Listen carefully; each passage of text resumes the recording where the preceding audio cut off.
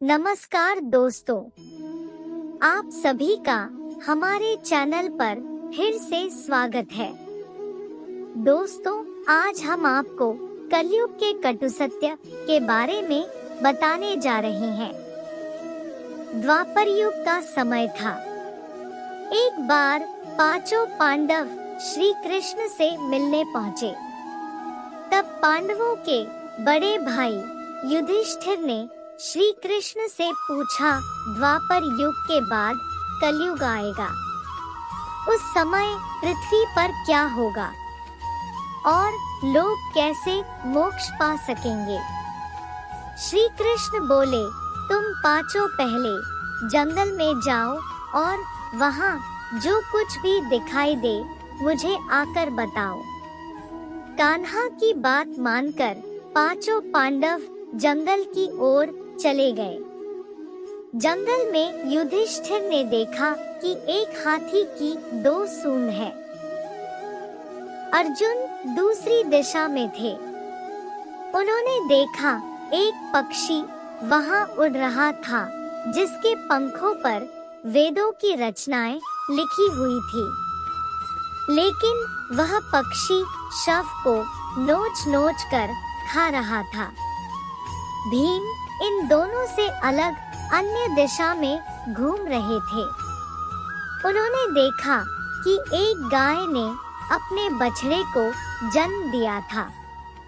वह अपने बछड़े को चाट रही थी क्योंकि वह लहूलुहान हो रहा था।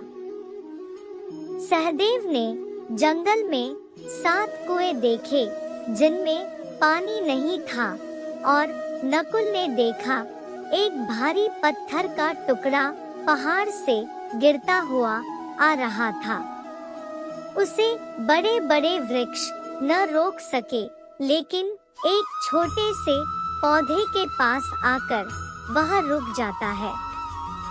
दिन ढलने वाला था। पांचों भाई जंगल से लौट आए। सूर्य डूबने के बाद वह श्री कृष्ण से मिले। सभी ने एक एक कर अपनी आप बीती सुनाई।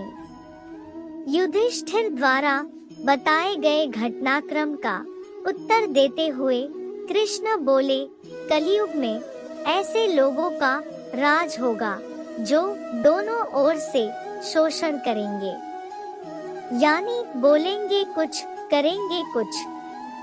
अर्जुन का उत्तर देते हुए द्वारिकाधीश ने कहा, कलयुग में ऐसे लोग रहेंगे जो बड़े बड़े पंडित और विद्वान कहलाएंगे, किंतु वे यही देखते रहेंगे कि कौन सा मनुष्य मरे और हमारे नाम संपत्ति कर जाए।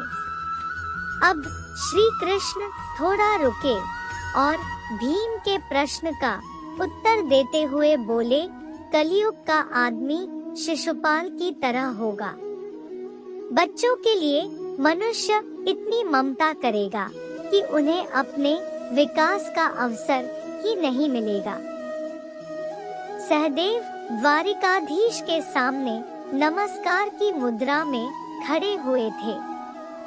उनकी बात सुन लेने के बाद कृष्ण ने कहा, कलयुग में धनाढ़ लोग लड़के लड़की के विवाह में, मकान के उत्सव में, छोटे बड़े उत्सवों में तो धन खर्च कर देंगे, परंतु पड़ोस में ही यदि कोई भूखा प्यासा होगा तो यह नहीं देखेंगे। मौज मौज में, मदिरा और भोग विलास में जिंदगी गुजारेंगे। इस तरह नकुल के वर्णन कर देने के बाद वह बोले, कलयुग में मानव का मन नीचे गिरेगा, उसका जीवन पतित होगा। यह पतित जीवन धन की शिलाओं से नहीं रुकेगा और न ही सत्ता के वृक्षों से रुकेगा, किंतु हरिनाम के एक छोटे से पौधे से मनुष्य जीवन का पतन होना रुक जाएगा। दोस्तों, हमें आशा है आपको ये वीडियो पसंद आई होगी। ऐसी ही और वीडियो पाने के लिए हमारे चैनल को सब्सक्राइब करें और इसे ज्यादा से ज्यादा शेयर करें। दोस्तों, बहुत जल्द ऐसी ही और कहानियों के साथ हाजिर होंगे। तब तक के लिए आपसे इजाजत चाहेंगे।